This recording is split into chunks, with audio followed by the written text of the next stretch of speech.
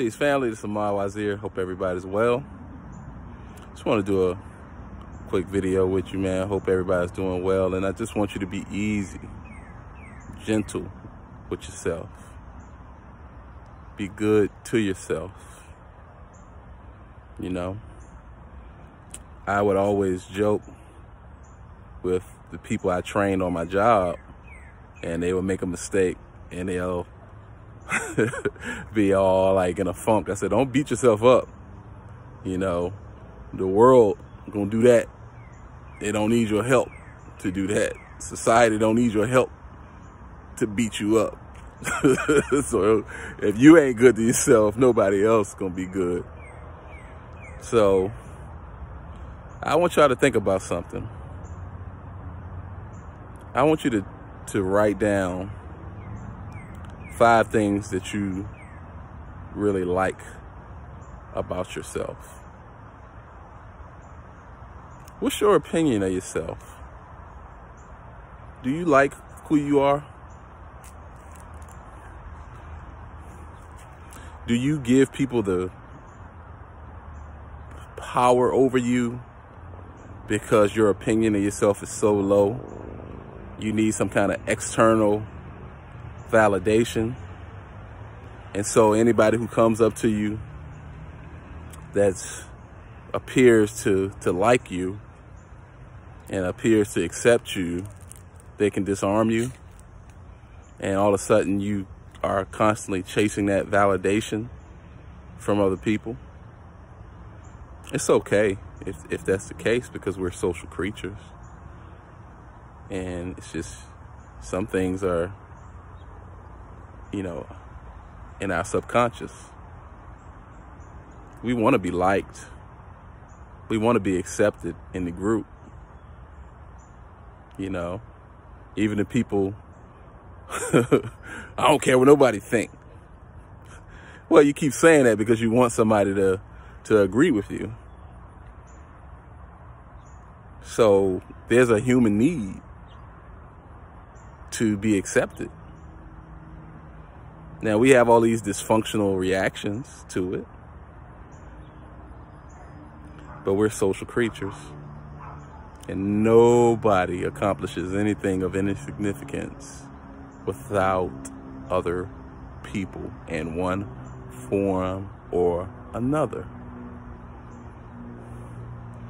And so I just want to take some time to kind of make sure we being easy, being good,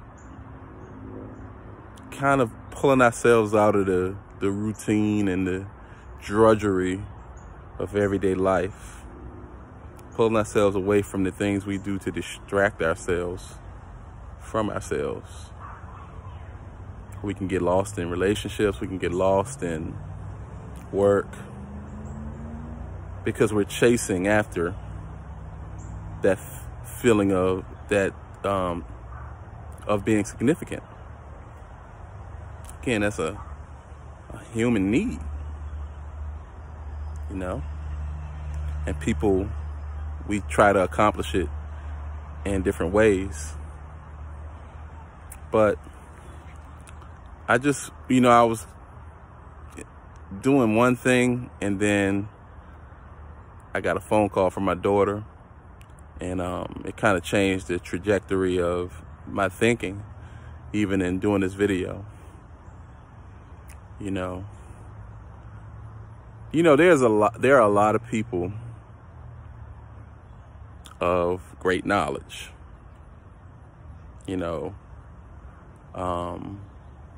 all types of teachers, or spiritual teachers, and you know, you look at YouTube, everybody got a page and they're promoting this and they're talking, and it's beautiful, because human beings, we have the ability to pass on our experience to other people and can give shortcuts or kind of blaze a trail for other people's journey, and they don't have to reinvent the wheel.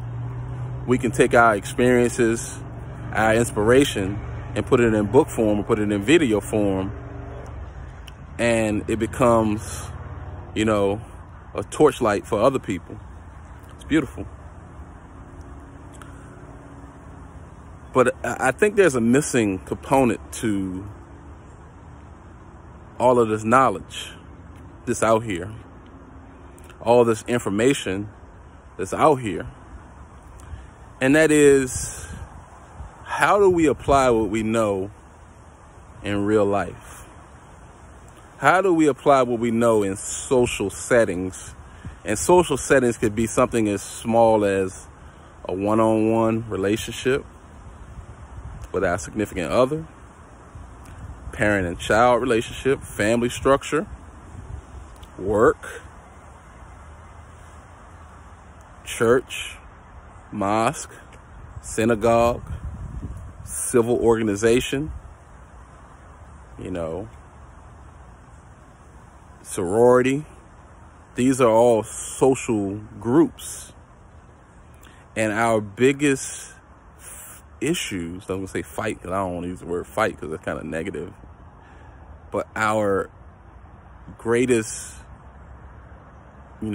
trials in life come from our interpersonal relationships and our social relationships.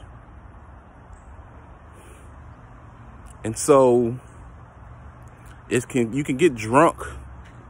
Trust me, I'm a information person. I'm a reader, and I love this, take in all this knowledge and videos, and I'm just constantly feeding myself these things. But you know what? I come to discover, with all that I know, if I can't use it in my day-to-day life with my wife and children and my extended family, use it in my job and use it with friends, it's vanity.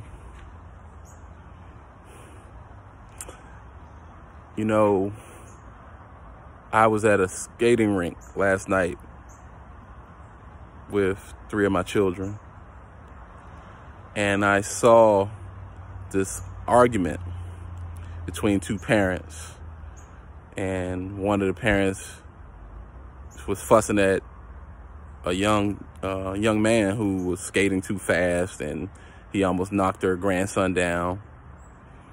And then the mother of the young man came and confronted the woman who was yelling at her son, and everybody gathered around because everybody loves to see, not everybody, but people love to see drama, and they love to see a fight.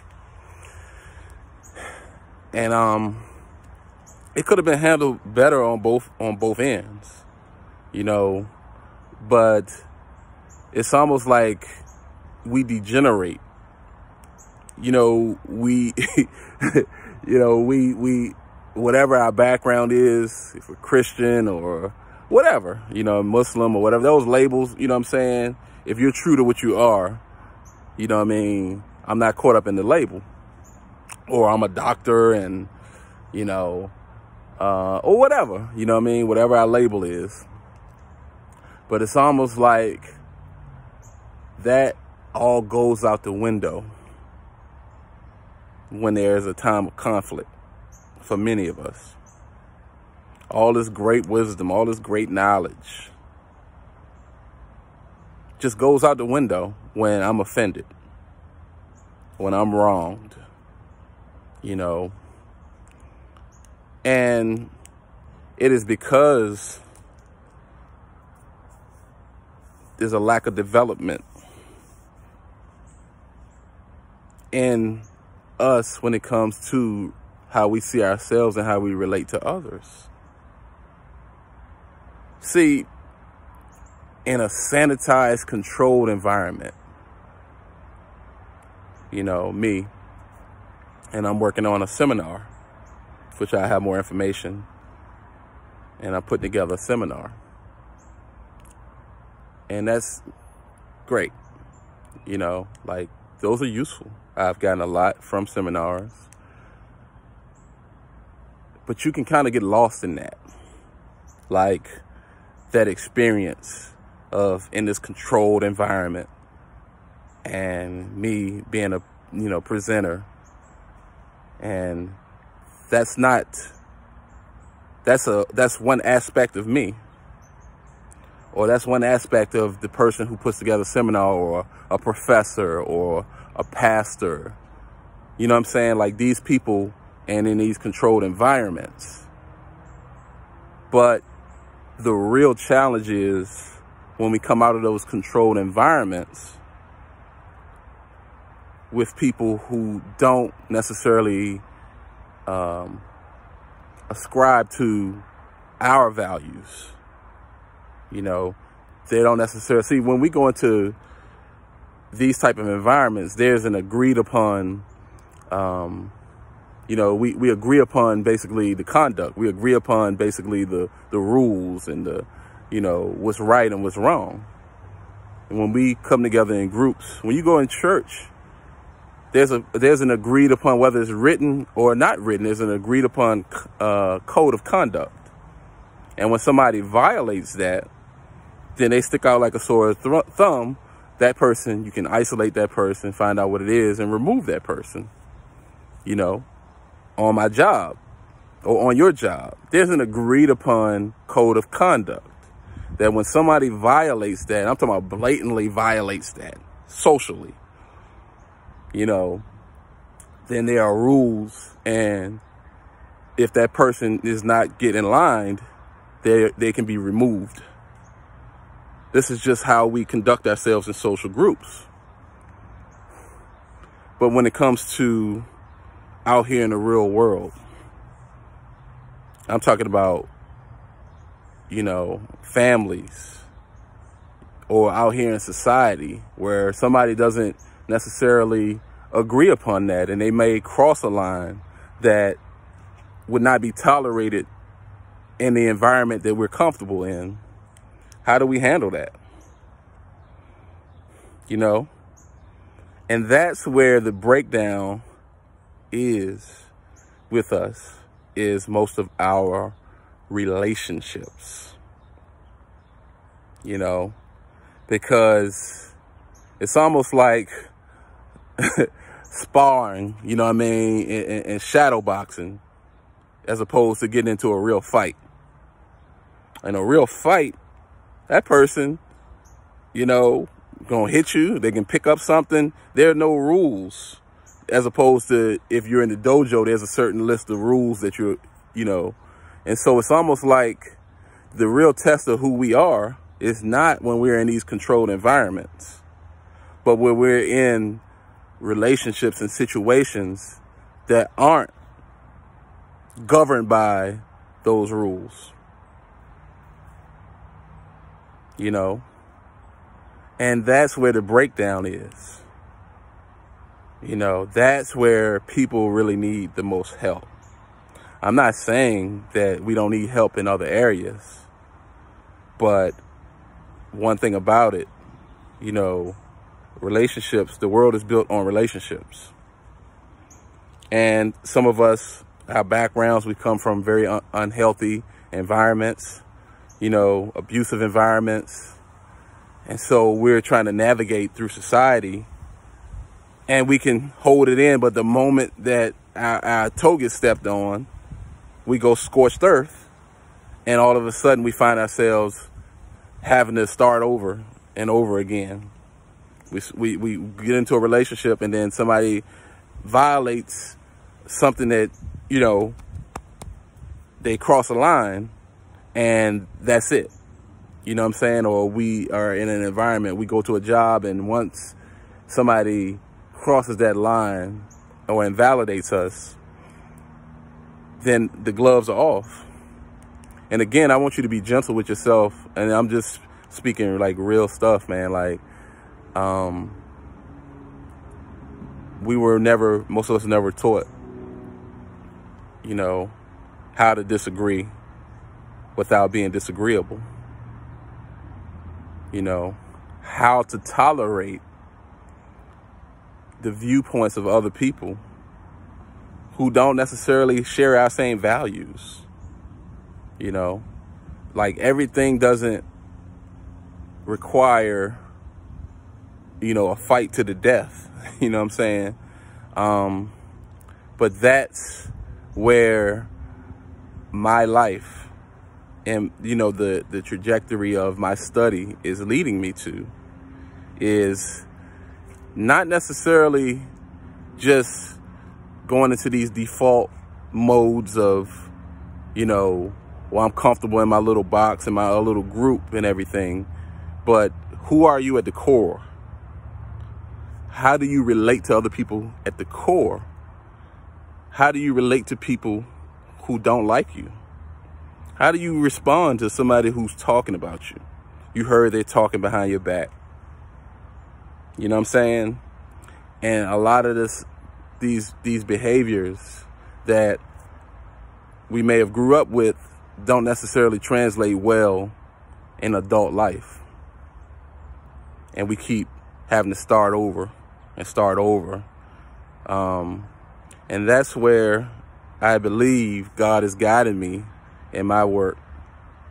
Because I've been studying it for a while and then studying it with myself, because I'm the biggest, you know, case study is my own reaction to certain things. Damn, why did I say that? Damn, why did I do that? Damn, I need to apologize to that person because you know, and so, and I'm gonna mess the scripture up, but one of my favorite verses is from, I think it's 2 Corinthians chapter 13. And Paul says, you know, though I speak with the tongue of angels and of men, you know, if I have not love, I'm nothing. You know, though I know all prophecies and give my body to be burned, if I have not love, I'm nothing. And it's like, there's so much information out here, but when it gets down to one-on-one relationships and our social relationships with the group, with society, you know, there's no real unity there beyond superficial unity. We talk unity, but the moment somebody, you know, there's a misunderstanding or this person did something I don't like, I'm leaving. You know what I mean? It's scorched earth. I'm not dealing with you anymore. You know what I'm saying? Or the moment that somebody confronts us in our groups and listen, man, you did wrong. And that person actually, you know, in the Quran says Allah loves not the utterance of hurtful public speech, except in the case of one who's been wronged. And I noticed in groups, a person who speaks out against an injustice, whether it's perceived or actual, the easiest thing to do is to alienate and isolate that person and remove that person, then to adjust and make a look at what has been put in place that may have been affecting that person. And most people will just go along with it because they don't want their personal comfort disturbed. People will know things are wrong, but because I'm good, you know, my situation is okay and I can navigate through it, I'm not going to speak out against what's wrong, you know. So it goes both ways. But I have to say this because I see so many people, and I've seen it so many times, where a person who has been wronged, they're marginalized, alienated, gaslighted, and then eventually driven out. And that injustice is never corrected because it's easier to drive that person out than to you know, address an injustice. That's bullshit too. So it's a lot of things going on socially, and it's cool, you know, when people come to me with all types of knowledge and all that, and this person is, you know, people share videos with me, and I'm not trying to be an ass about it, but I'm like, okay, how is this going to help me in everyday life? You know what I'm saying? Like, show me the practical utility of this knowledge. Or is it something for me to walk around and feel good about? Which is okay too. I mean, I've been there, done that. You know what I'm saying? I'm looking for things that have utility that's going to improve the quality of my life. You know? So I love y'all. I'll be talking more about my seminar coming up. You know, once I, you know, get some things confirmed, you'll be the first to know. All right. Love y'all. Peace.